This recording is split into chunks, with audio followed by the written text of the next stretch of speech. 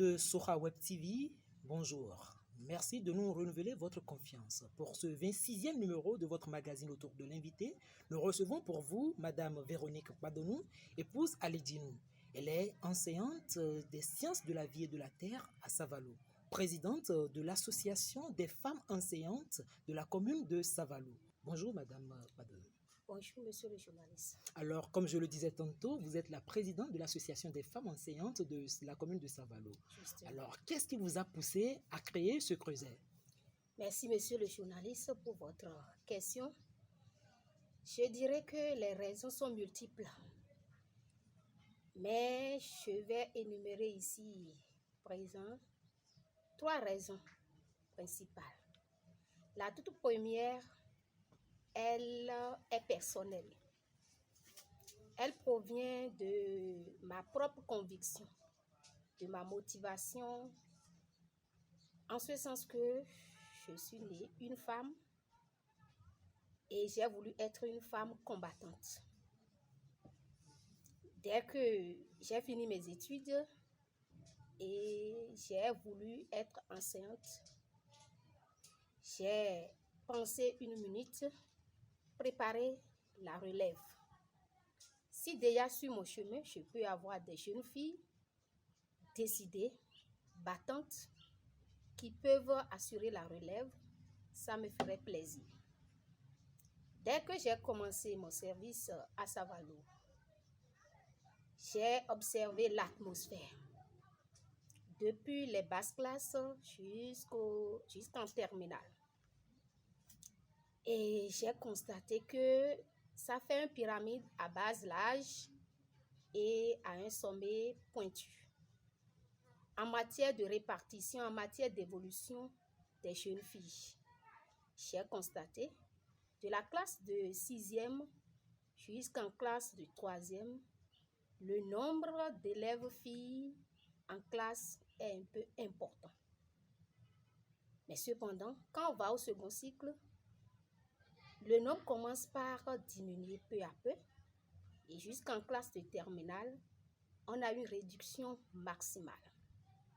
Suite à cette observation, j'ai posé le problème à mes collaborateurs, je dirais mes collègues femmes, parce que moi j'avais étudié à l'internat et c'est de là que j'ai pris d'ailleurs le goût du travail.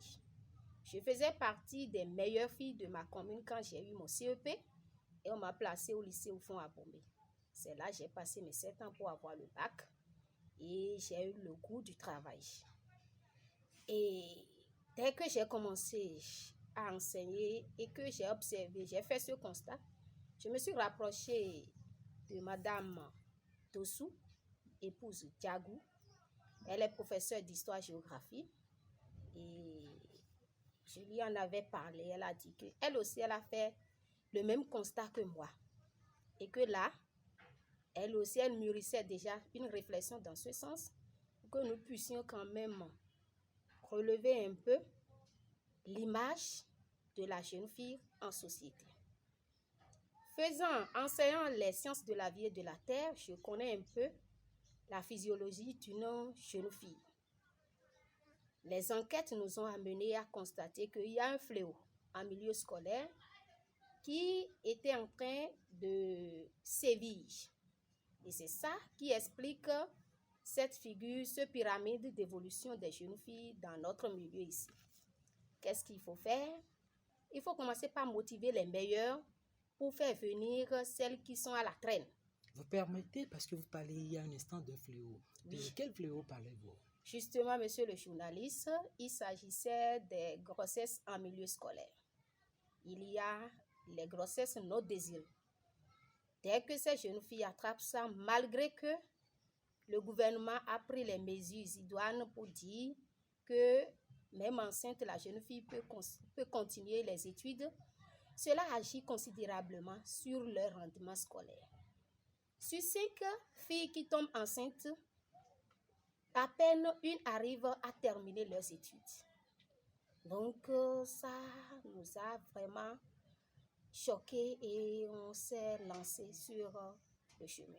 Alors, l'association des femmes enseignantes du secondaire de la commune de Savalou fait quoi donc pour remédier à ce problème? Justement, nous nous sommes lancés un défi et ce défi-là, c'est d'accompagner non seulement moralement ces jeunes filles, on s'érige en modèle pour ces jeunes filles et en plus de ça, on les conscientise un tant soit peu. Et c'est de là qu'on a mis dans nos activités la journée de l'excellence en milieu scolaire. Et chaque année, nous organisons à la fin de chaque premier semestre une journée de l'excellence pour pouvoir primer les meilleures filles, tout juste pour motiver les autres. Donc, en motivant les autres comme ça, on peut récupérer celles qui sont à la traîne et pour également récupérer celles qui se laissent dans les bras des premiers hommes et tombent enceintes. On organise chaque année des séances de sensibilisation. Il fut une année, nous avions lancé comme sensibilisation zéro grossesse en milieu scolaire. Il faut le dire que cette association est créée depuis 2017. Oui. Alors, au-delà, à l'issue des différentes activités que vous avez menées dans ce cadre, quels sont les impacts que vous avez eu à réaliser? Merci, monsieur le journaliste. Nous n'allons pas dire que le résultat est totalement négatif. Nous constatons que ces jeunes filles prennent peu à peu conscience. Mais tant qu'il reste à faire, rien n'est encore fait. Nous continuons toujours par nous battre, nous continuons toujours par les sensibiliser sur la santé de reproduction. Combien de fois leur corps est encore fragile pour s'y lancer? Combien de fois nous avons encore besoin d'eux dans la société pour le développement de notre commune? Donc, on les conscientise dans tous les sens pour que le résultat soit positif.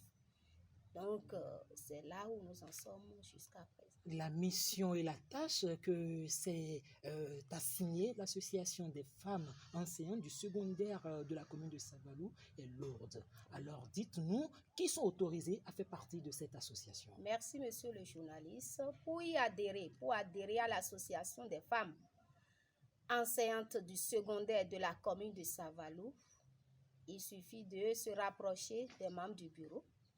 Si vous contactez la présidente au numéro 95 26 94 18 et que vous êtes sympathisant ou bien vous voulez y adhérer avec 1000 francs, vous pouvez adhérer.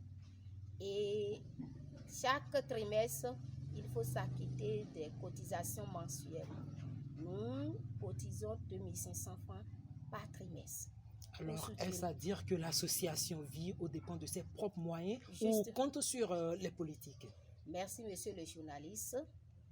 Et depuis fort longtemps, l'association vit sur ses propres moyens. C'est à partir de ce que l'association cotise que nous arrivons à organiser les séances. Cependant, nous allons vers certains leaders qui nous aident par moment. Entre-temps, on avait reçu l'aide du député, l'honorable Tchobo, en 2016. Avant l'enregistrement de l'association, il y était.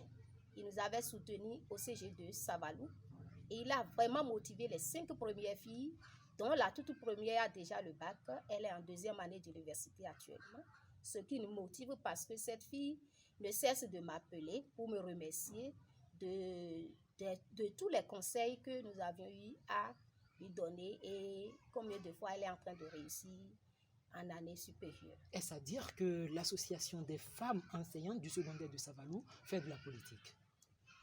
Justement, monsieur le journaliste, l'association des femmes enseignantes de la commune de Savalou ne fait pas la politique, mais nous tendons la main à ceux qui ont la même vision que l'association, ceux qui soutiennent les pensées, les objectifs de l'association.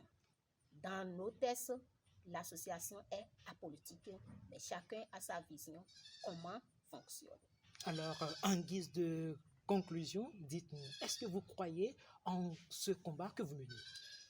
Merci, monsieur le journaliste. Je compte fermement, je compte à la réussite de ce combat et j'ai foi. Et j'invite tous ceux qui ont également foi en cette mission noble que nous nous sommes assignés à nous rejoindre, à nous soutenir partout, et à Savalou, au Bénin et un peu partout. Alors, autour de l'invité numéro 26, ce sera tout. À bientôt.